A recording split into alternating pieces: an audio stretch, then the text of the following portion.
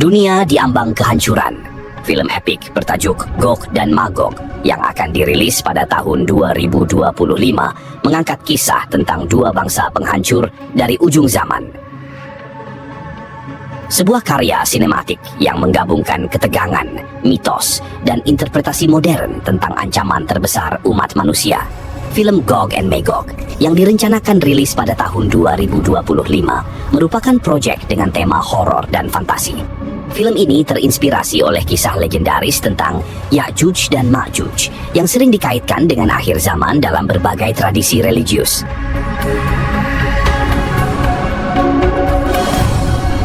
Trailer resmi telah dirilis di berbagai platform seperti YouTube, menggambarkan suasana yang gelap dan menegangkan. Film ini diproduksi oleh rumah produksi ternama dan diperkirakan akan membawa interpretasi visual yang intens dan mendalam tentang mitos Gog dan Magog. Meskipun detail lengkap mengenai alur cerita belum diungkapkan, film ini sudah menarik perhatian luas karena tema dan produksinya yang menjanjikan.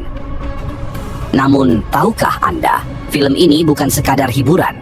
Ternyata konsep Gog dan Magog tidak asing bagi umat manusia. Bahkan, kaum yang tidak mempercayai agama sekalipun turut mengakui kemungkinan kehancuran besar ini, meski hanya lewat cerita fiksi. Yang menarik, banyak yang berpendapat bahwa film ini mungkin lebih banyak mengambil inspirasi dari referensi Islam. Mengapa?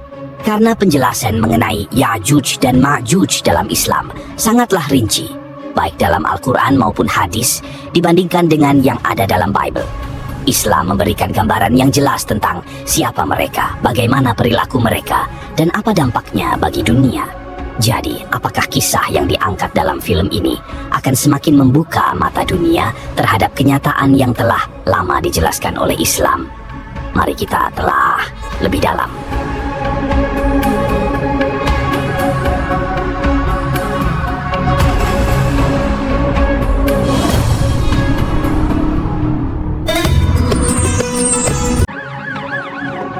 Assalamualaikum warahmatullahi wabarakatuh. Saudara-saudara seiman yang dirahmati Allah, dalam beberapa waktu terakhir, perhatian dunia mulai tertuju pada film bertajuk Gog and Magog yang akan rilis pada tahun 2025. Namun, tahukah Anda, kisah tentang Gog dan Magog bukanlah sekadar fiksi layar lebar. Dalam tradisi keagamaan, mereka memiliki tempat khusus baik dalam Bible maupun Al-Quran. Di video ini, kita akan menelaah bagaimana Gog dan Magog dipaparkan dalam Bible dan bagaimana Ya'juj dan Ma'juj dijelaskan dalam Islam. Apa perbedaan mendasar dari kedua perspektif ini?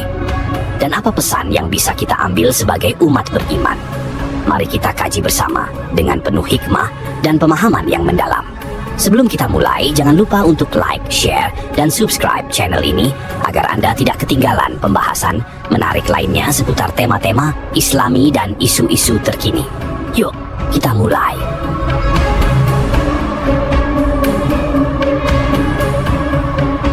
Dalam kepercayaan Kristen, Gog dan Magog memiliki posisi yang sangat penting dalam narasi akhir zaman. Mereka disebutkan dalam kitab Yehezkiel dan Wahyu, dua kitab yang membahas tentang nubuat peristiwa besar di akhir zaman. Disebutkan dalam Bible, "Hai anak manusia, tujukanlah mukamu kepada Gog di tanah Magog, yaitu Raja Agung negeri Mesech dan Tubal, dan bernubuatlah melawan dia dan katakanlah, beginilah firman Tuhan Allah, lihat, aku akan menjadi lawanmu, hai Gog Raja Agung negeri Mesech dan Tubal." Yehezkiel 38, 2-3. Dalam Bible, Gog digambarkan sebagai seorang pemimpin, sementara Magog dianggap sebagai bangsa atau tanah yang dipimpinnya. Banyak teolog menempatkan lokasi Magog di wilayah utara Israel, mencakup daerah seperti Rusia, Turki, atau wilayah sekitarnya, sesuai dengan interpretasi geografis pada masa itu. Mesech dan Tubal yang disebut dalam kitab Yehezkiel sering dikaitkan dengan wilayah kuno di sekitar Asia Kecil, memperkuat dugaan bahwa Gog dan Magog berasal dari utara. Dalam kitab Yehezkiel, Gog dan Magog diramalkan akan memimpin pasukan besar yang datang dari utara untuk menyerang Israel, umat pilihan Tuhan. Pasukan ini terdiri dari banyak bangsa yang bersatu untuk menantang kekuasaan ilahi. Namun, meskipun mereka tampak tak terkalahkan, Tuhan berjanji akan menghancurkan mereka dengan cara yang luar biasa. Api dan hujan batu akan turun dari langit untuk membinasakan mereka dan menunjukkan kuasa Tuhan yang mutlak.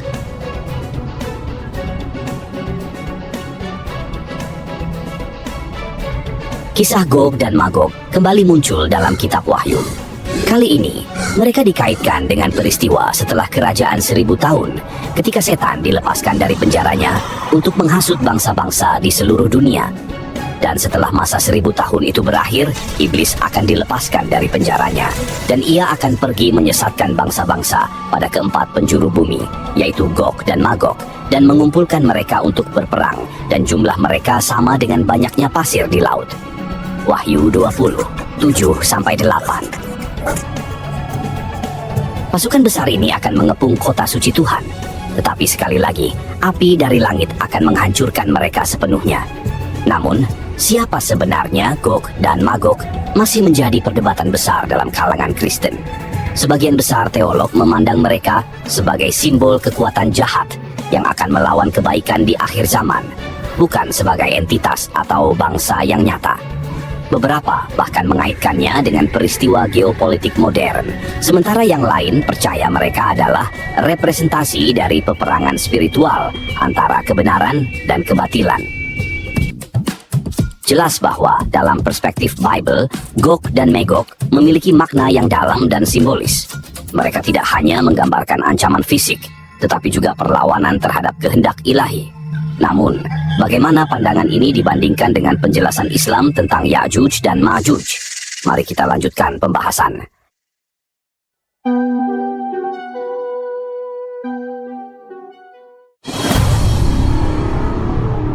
Berbeda dengan perspektif tersebut, Islam menjelaskan kisah Ya'juj dan Ma'juj secara jelas dan detail, baik melalui Al-Quran maupun hadis-hadis Nabi Muhammad. Ya'juj dan Ma'juj adalah salah satu tanda besar datangnya hari kiamat yang akan muncul setelah Nabi Isa membunuh Dajjal. Namun, keberadaan mereka sesungguhnya sudah ada jauh sebelum diutusnya Nabi Muhammad. Sebagian ulama menjelaskan bahwa Ya'juj dan Ma'juj adalah suatu jenis, bangsa, atau ras manusia yang diturunkan dari salah satu cucu Nabi Nuh, yaitu Sanaf bin Yafits bin Nuh. Meski demikian, generasi mereka secara pasti tidak diketahui. Yang jelas, bangsa Ya'juj dan Ma'juj memiliki sifat yang sangat agresif, merusak, dan mengganggu kehidupan manusia lainnya. Mereka dikenal menyerang dan merampas wilayah-wilayah di sekitar mereka dengan tindakan kejam, sehingga menjadi momok yang menakutkan bagi masyarakat pada masa itu. Kisah tentang Ya'juj dan Ma'juj yang paling otentik dapat ditemukan dalam Quran Surat Al-Kahfi ayat 92-98 yang merupakan bagian dari kisah Zulkarnain. Kemunculan mereka menjelang hari kiamat setelah berhasil menembus dinding baja yang dibangun oleh Zulkarnain juga disinggung dalam Quran Surat Al-Anbiya ayat 96. Selain itu, beberapa hadis juga menjelaskan tanda-tanda kiamat yang mencakup keberadaan Ya'juj dan Ma'juj. Zulkarnain, yang dalam beberapa riwayat disebut sebagai Iskandar Zulkarnain, seringkali dihubungkan dengan Iskandar Agung dari Makedonia, Alexander the Great. Namun, ia bukanlah seorang nabi atau rasul, melainkan seorang hamba Allah yang diberi keimanan, kecerdasan, kekuatan, serta kekuasaan luar biasa. Dengan pasukan yang kuat, Zulkarnain menaklukkan wilayah barat, Afrika, hingga wilayah timur, India. Ia menghapuskan kezaliman dan menyebarkan keimanan, serta kedamaian di wilayah-wilayah yang dilaluinya. Perjalanan selanjutnya membawanya ke utara, hingga ia tiba di sebuah daerah bergunung-gunung, yang menurut beberapa ulama berada di kawasan Turki, Azerbaijan, atau Armenia. Penduduk setempat yang berbicara dalam bahasa asing memberitahu Zulkarnain bahwa mereka sering diteror oleh Ya'juj dan Ma'juj. Mereka memohon kepada Zulkarnain untuk membangun penghalang agar bangsa tersebut tidak dapat mengganggu mereka lagi. Mereka bahkan menawarkan pembayaran, namun Zulkarnain menolaknya. Dengan tulus ia menyatakan bahwa misi ini semata-mata ia lakukan karena Allah.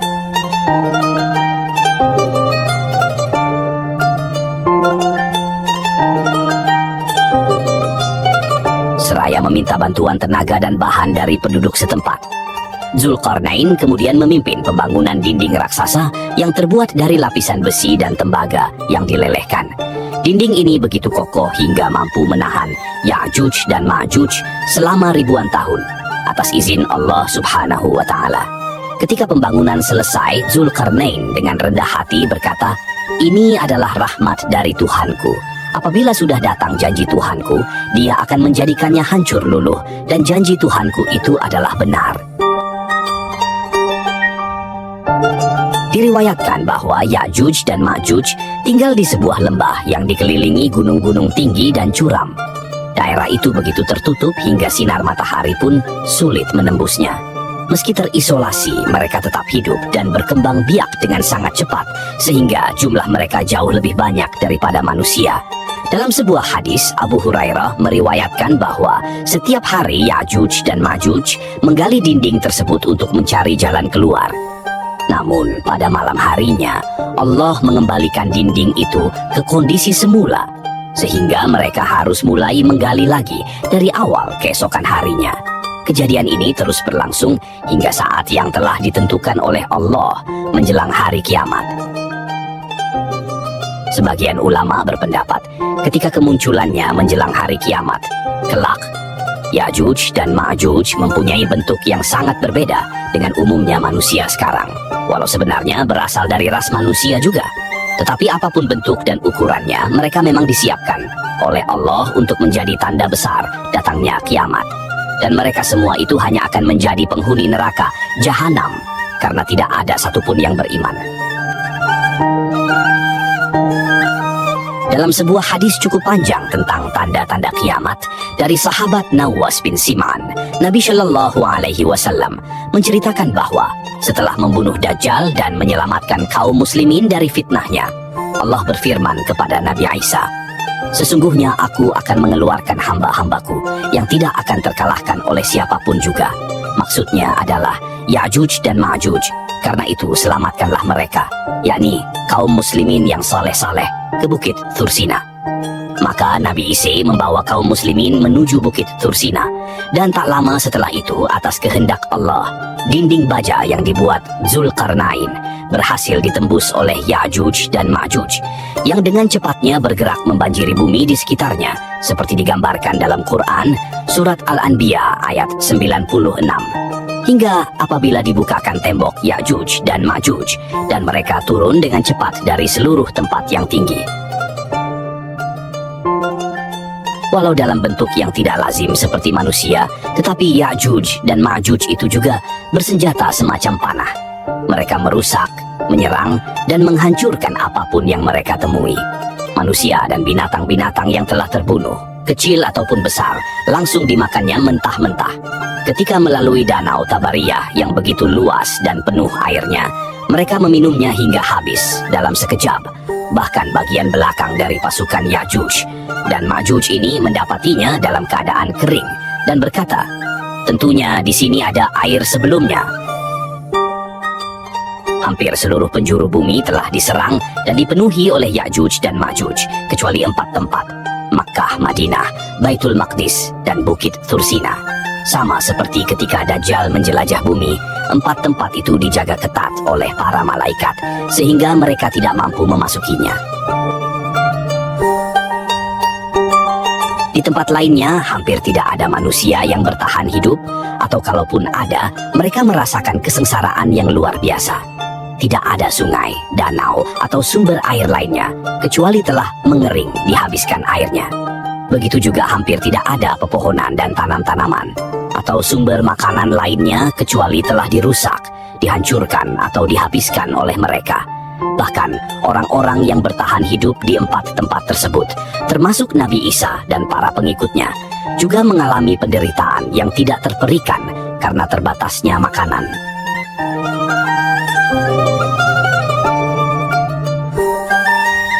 dalam puncak penderitaan itu, Nabi Isa berdoa kepada Allah agar Ya'juj dan Ma'juj dilenyapkan, dan Allah mengabulkannya. Tiba-tiba mereka dihinggapi penyakit, semacam ulat yang menggerogoti leher, dan mereka jatuh bergelimpangan di tempatnya masing-masing.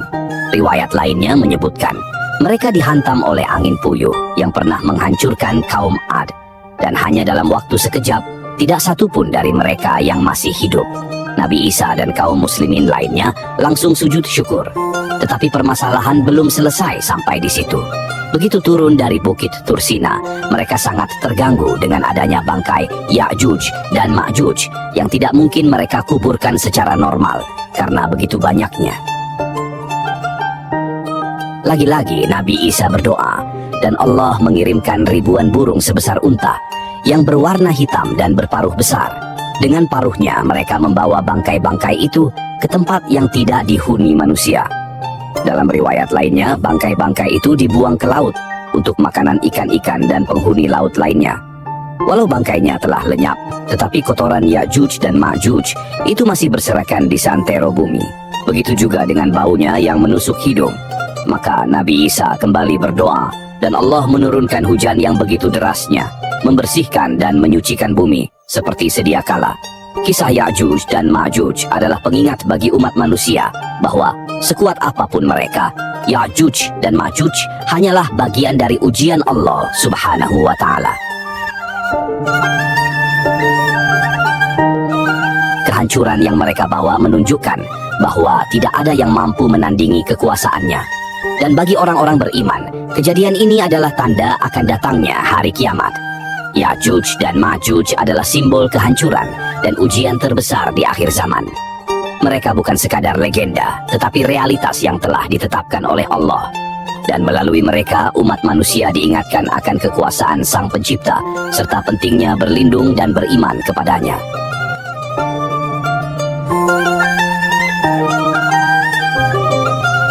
Film Gog dan Magog mungkin hanya sebuah karya seni. Namun kisah Ya'juj dan Ma'juj dalam Islam adalah kenyataan yang pasti akan terjadi. Ini adalah pengingat bagi kita semua untuk memperkuat keimanan dan persiapan menuju akhir zaman. Mari kita renungkan bersama.